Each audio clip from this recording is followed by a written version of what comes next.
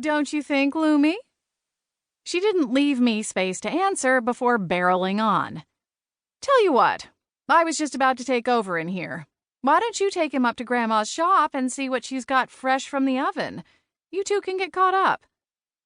I raised an eyebrow at my mother, who wore a nice pair of black pants with black boots that were far from barn appropriate, and her most expensive wool coat. She wasn't dressed for farm work.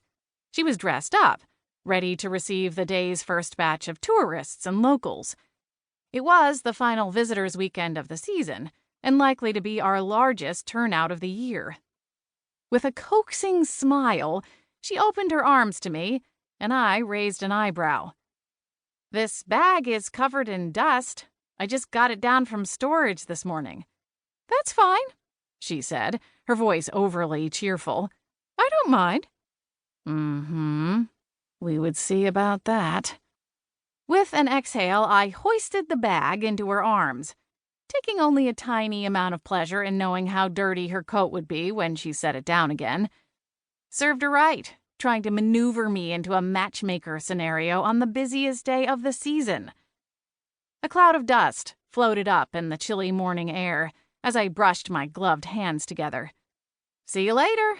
Oh, and Vixen Sr. still needs his glycerin suppository. He's been a little backed up lately.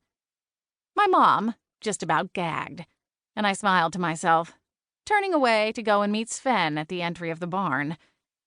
Sven was handsome and kind, and I knew him pretty well from working at the sanctuary together. He'd been one of the lead farmhands for several years before leaving to pursue a career in the big city, aka the North Pole. We'd all been sad to see him go, but it wasn't a huge surprise. Most of our workers and volunteers cycled through, eventually migrating to the city. The small town of Holiday Haven didn't have as much to offer as far as jobs went. Most of the population worked in the North Pole, at Santa's workshop, or one of the other businesses in the area that supported Santa's operation. Sven was a little taller than me, and nearly twice as wide. Not overweight, necessarily, but solid and strong. His dark hair was cut shorter than I remembered it, but other than that, he looked the same, with kind hazel eyes and a nice smile. What brings you back to Holiday Haven? I asked, as we started walking toward the pasture gate. Kind of taking a beat, I guess, he replied, with a rueful smile. I was working for a small startup company trying to land a contract with Santa, but our proposal was rejected. We ran out of money and had to dissolve the company, so I'm back here, at least for now, while I figure out my next move. I've got some ideas in the hopper. Oh, I replied. Sorry about the business. That must have been rough.